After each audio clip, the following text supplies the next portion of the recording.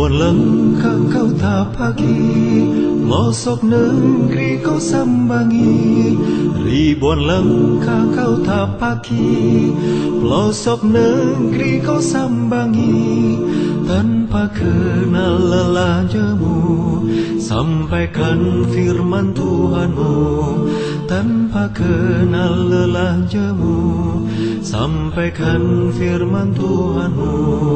Ribuan langkah kau tapaki, pelosok negeri kau sambangi. Ribuan langkah kau tapaki, pelosok negeri kau sambangi. Assalamualaikum. Waalaikumsalam.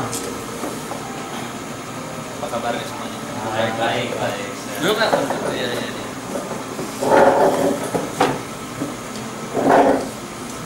Perkenalkan nih, saya Faisal Kunti, Duta PKP. Oh, saya dengar Imam Masjid Ansar. Iya, betul, Imam Masjid Ansar juga. Ini siapa namanya? Saya Dedi. TKI di sini. Iya, Oh, sudah berapa lama? 2 tahun. 2 tahun. Ini siapa namanya? Saya Gunawan. Gunawan. Dari mana? Dari Lombok. Oh, udah berapa tahun di sini? Sekitar 7 tahun. 7 tahun. Ini siapa nih, Pak? Anto. Dari mana, Pak? Saya dari Jawa Timur. Dari Jawa Timur. Oh, Jember. Iya. Udah berapa tahun ini? Lumayan juga, 1 Lumayan tahun. juga. Iya. Di Ansar ini banyak apa warung Indonesia tuh banyak. Ada sekitar 10 ya. 10. Terus gimana?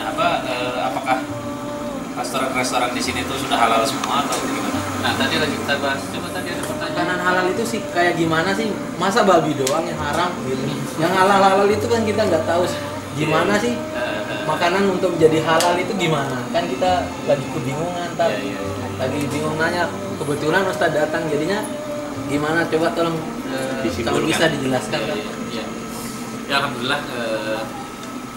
Kebetulan sini saya ingin menjelaskan ya. Kebetulan bentuk kepedulian PKPU juga terhadap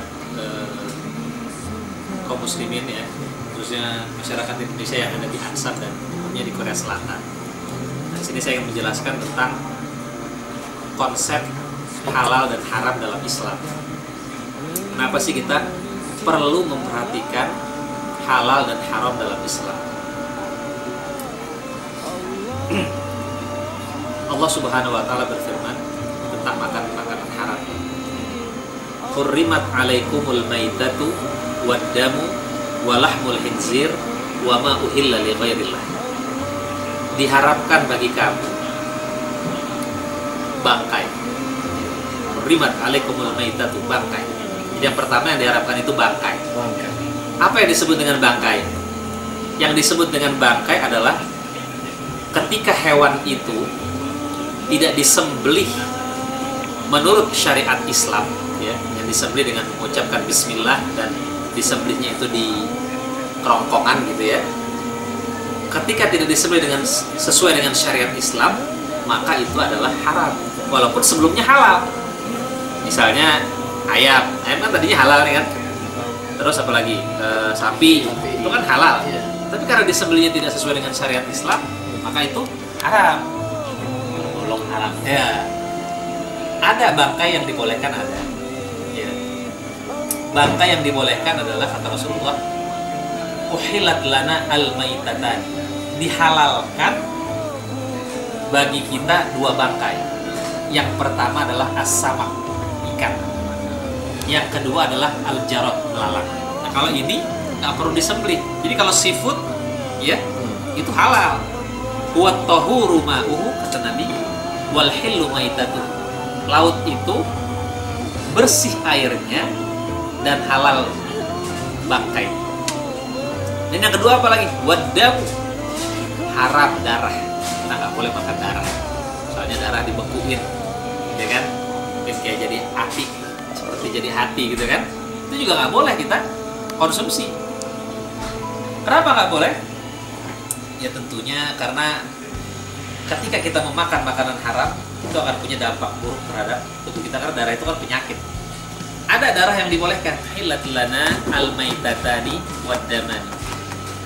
Dihalalkan bagi kami umat Islam 2 bangkai tadi kan, ikan dan belalang dan 2 darah, al-kabid wa tihar, yaitu hati dan limpa. Nah, itu boleh makan. Terus walahmul khinzir, jelas daging babi itu haram. Walaupun daging babinya mungkin ada yang bikin cok gitu, babinya udah masuk Islam.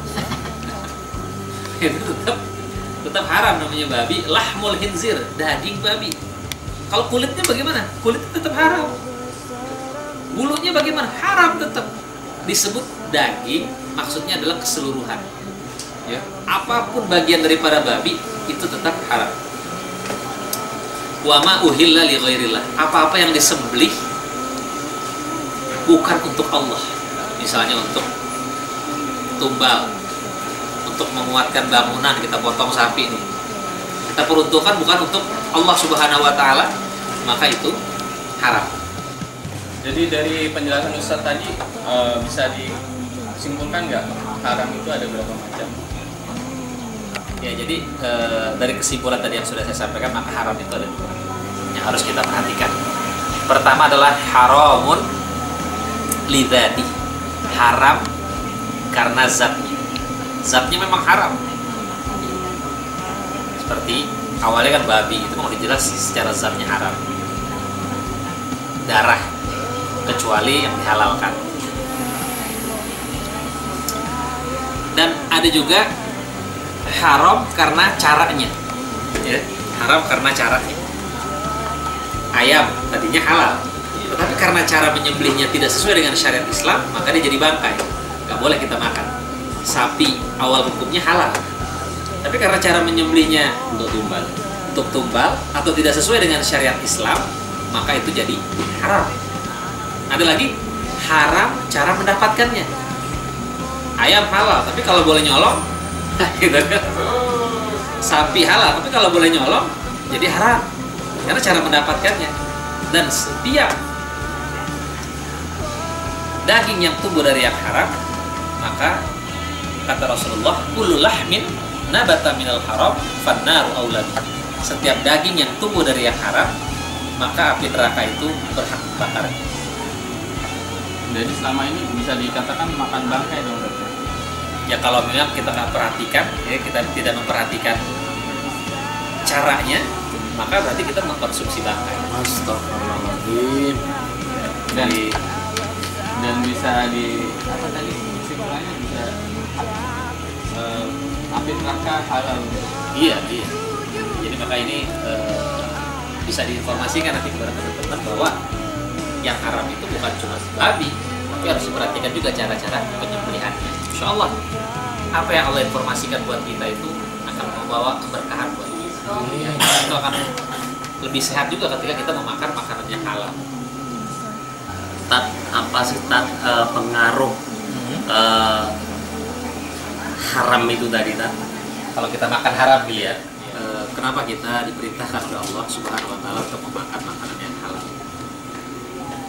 Yang pertama adalah Allah Subhanahu wa taala berfirman, ya ayyuhar rusul kulu minat thayyibat wa'malu sholihan. Wahai para nabi, makanlah yang baik, yang halal, wa'malu sholihan, dan beramal solehlah. Nah, kalau kita perhatikan ayat ini nih, Allah memerintahkan Nabi itu untuk makan yang baik dulu baru beramal soleh.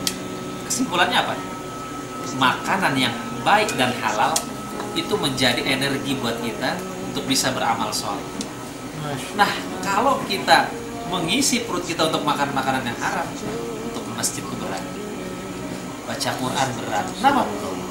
Karena yang diisi apa? Haram terus. Bisa bayangin kita mau melakukan kebaikan itu berat. Itu yang pertama. Ya.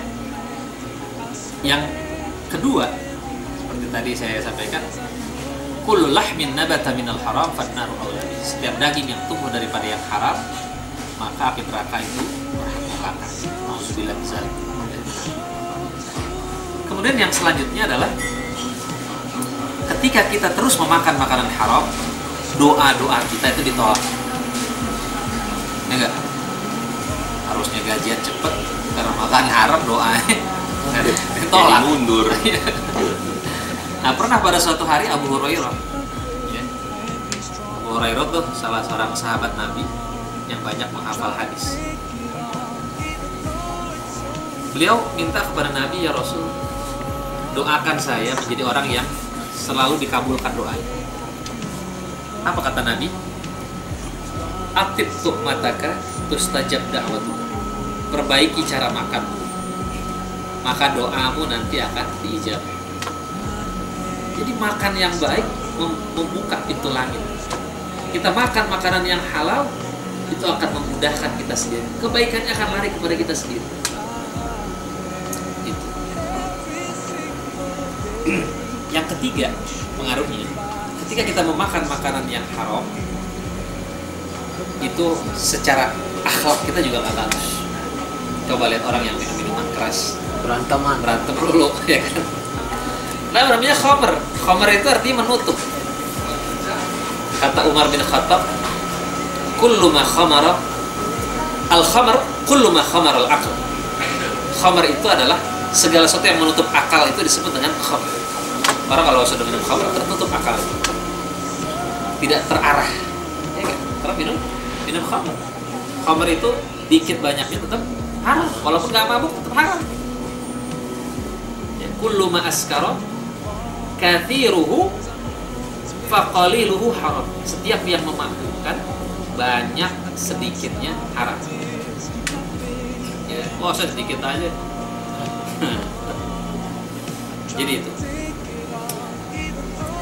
Ada sebuah cerita ya, seorang ulama. Karena ada seorang ulama ditanya oleh pendeta, kenapa sih kamu nggak makan babi gitu?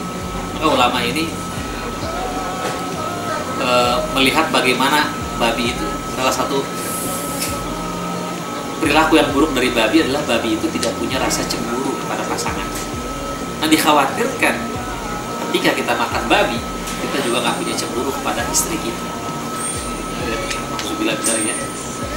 Jadi saya harap teman-teman ini bisa menjaga diri kita, menjaga perut kita dari sesuatu yang diharapkan oleh Allah Subhanahu wa taala. Terus dari semua tadi kan kadang-kadang ada juga pertanyaan-pertanyaan lucu gitu, kan di teman-teman sana yang emang kadang-kadang selalu beralasan gitu. Contohnya pertanyaan kan kita daging babi itu diharamkan karena ada cacing pitanya. Seandainya cacing pitanya dimatiin jadi halal nggak? Terus satu lagi misalkan kayak contoh minuman keras itu dilarang karena memabukkan. Kalau seandainya minuman keras itu nggak memabukkan, boleh nggak? Gitu. Ini sering kan buat alasan orang-orangnya. Jadi kalau cacing pitanya dihilangkan, boleh dong gitu ya kesimpulannya. Ada perbedaan ketika seorang muslim tidak makan babi, tidak minum minuman keras dengan orang kafir. Ada perbedaan. Seorang muslim kalau ditanya kenapa kamu nggak makan babi, maka jawabannya adalah karena itu diharamkan oleh Allah. Mau ada cacing pita, ya kan? Mau ada tetap haram. Kenapa? Kita yakin sebagai muslim bahwa apa yang Allah halalkan pasti baik. Kenapa yang Allah haramkan pasti ada buruknya, ada dampaknya. Iya. Kenapa sih kamu nggak minum minuman keras? Karena dilarang oleh Allah. Kalau misalnya kita bilangnya karena memabukkan, karena kalau dikit kan nggak mabuk. Jadi mau sedikit kan, mau banyak kan, tetap haram. Jadi kalau jawaban itu selesai. Nah, makanya misalnya orang, kenapa kamu nggak berzina? Ya, kenapa kamu nggak berzina? Saya takut AIDS. Oh, pakai kondom bisa menyelamatkan. Tapi masalahnya bukan itu. Masalahnya adalah zinanya diharamkan oleh Allah. Mau pakai apa kan tetap zina namanya. Jadi itu. Nah, kalau orang kafir itu dia meneliti dulu. Oh, ternyata ini ada cacing pitanya. Oh, ternyata minuman keras ini berbahaya. Oh, ternyata seks bebas itu bisa kena HIV. Dia meninggalkannya bukan karena Allah. Dia pikir dulu, oh ada dampak buruknya, baru dia tinggalkan. Bagi kita seorang muslim, kita harus beriman kepada Allah. Kita yakin bahwa apa yang Allah larang pasti ada dampak buruknya, dan apa yang Allah perintahkan pasti tidak berbahaya. Jadi saya kira begitu. Jadi jelas nih kira-kira ya. Jelas. Insyaallah bisa dijelaskan nanti ya ke teman-teman ya. Udah bisa nih. kita mungkin bareng-bareng aja berangkat ke masjid asar ya. Insyaallah. Ya. Terima kasih banyak. Sama-sama. Terima kasih. Mudah-mudahan bisa dijelaskan ya. Insyaallah. Terima kasih Tas atas tausiahnya. Ya. Sama-sama. Assalamualaikum. Waalaikumsalam.